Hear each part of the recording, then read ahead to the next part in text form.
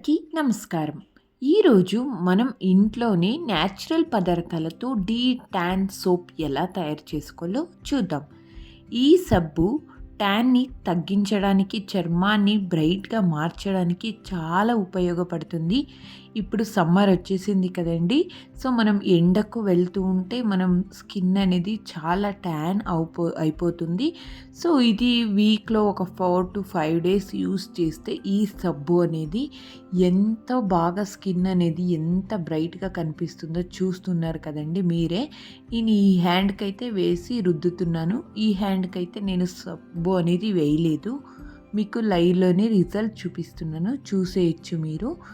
ఈ ప్రాసెస్లో ఒకసారి ఈ సబ్బు అనేది ప్రిపేర్ చేసుకొని చూడండి, చాలా పర్ఫెక్ట్గా వస్తుందండి ఈ సబ్బుతో. మీరు ఇది హోమ్ మేడ్ కదండి, ఎలాంటి కెమికల్స్ లేకుండా నేను ఇంట్లో ఉన్న ప్రోడక్ట్స్తోని.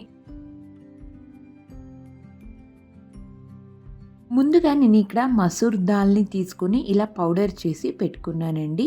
ఇక్కడ చూపిస్తున్నాను కదండి, ఇలాంటి దాలే తీసుకొనేసి మంచిగా ఇలా పౌడర్ చేసి పక్కన పెట్టుకున్నాను. అలాగే ఇందులోకి కొద్దిగా బియ్యం పిండిని కూడా వేసానండి. అలాగే 2 tablespoon దాకా కాఫీ పౌడర్ అనేది తీసుకున్నాను. ఇక్కడ నేను బ్రూ కాఫీ పౌడర్ని తీసుకున్నానండి.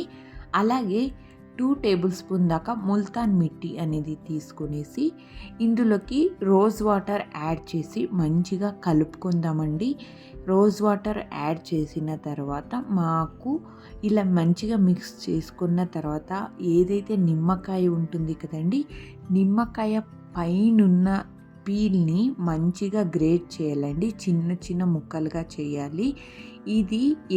ఇది మనం కలుపుతున్నామో ఎక్కువ వాటర్ వేసి కలుపుకోకూడదండి, కొద్దిగా గట్టిగానే ఉండాలి. లేకుంటే ఆ సబ్బు అనేది మోట్లో పెట్టినప్పుడు అది గట్టిగా ఇది కాకుండా కొంచెం వాటర్ లాగా ఉంటుందండి. సో చూసేసి మీరు రోజ్ వాటర్ అని చూసి వేసుకోండి, ఎక్కువ వాటర్ వేయకుండా కొంచెం గట్టిగా నేను చూపించే కన్సిస్టెన్సీలో చేసుకుంటే చాలండి.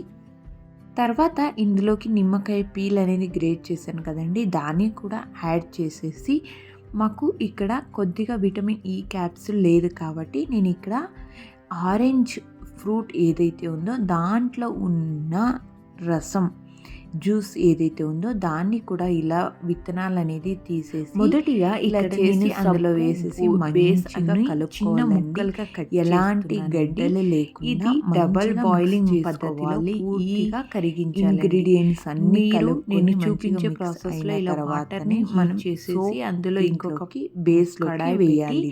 అందులో ఈ బేస్ ని వేసేసి నేను సరిపోతుందండి. కలుపుకున్నాను. లేదంటే మీరు ఓవెన్ మనం డబల్ బాయిలింగ్ మెథడ్ లో మీరు ఎలా అయినా కర్రీ అనేది మెల్ట్ చేయాలి. ఇక్కడ చిన్న చిన్న మొదటిగా చేస్తున్నాను కదండి, ఇక్కడ నేను 500 grams దాకా ఈ సోప్ బేస్ని అనేది తీసుకున్నాను. ఇక్కడ నేను చూపించే ప్రాసెస్లో మీరు కూడా ఇదే విధంగా ఫాలో అయిపోండి.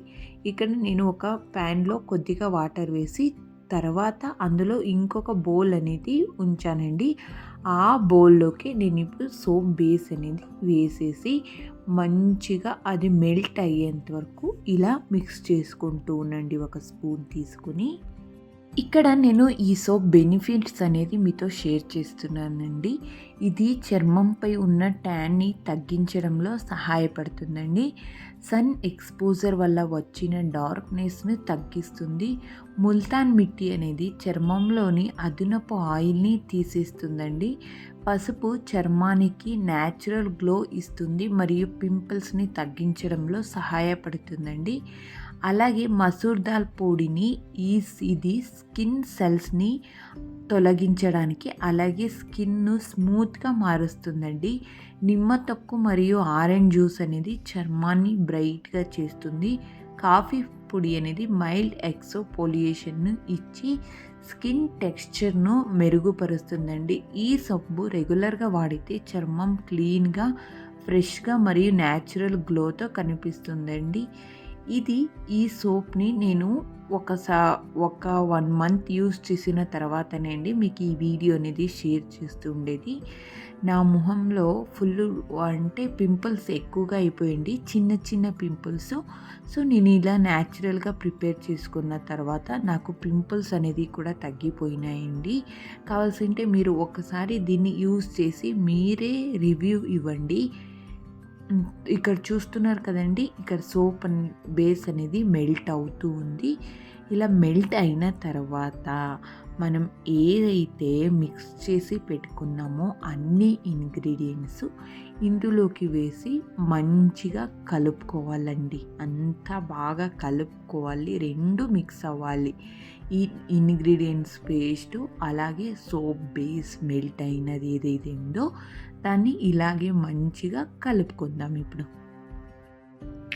ఈ మిక్స్చర్ని స్మూత్గా అయిన తర్వాతనే సబ్బు మోల్డ్లో పొయ్యాలండి. కొద్దిగా చల్లారనివి ఇచ్చినా కూడా ఏదైతే మీరు ఈ కడాయి తీసుకున్నారో అందులోనే గడ్డ పట్టేస్తుందండి.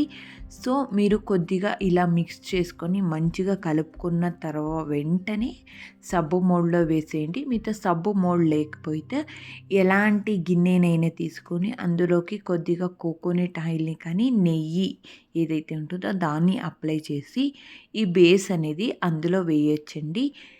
తర్వాత ఈ సోప్ అనేది వారంలో 4 సార్లు అలా 3 సార్లు అలానే వాడండి. ఎవరైతే సెన్సిటివ్ స్కిన్ ఉన్న వాళ్ళు ఎవరైతే ఉన్నారో వాళ్ళు ఇన్ని సార్లు మాత్రమే వాడండి.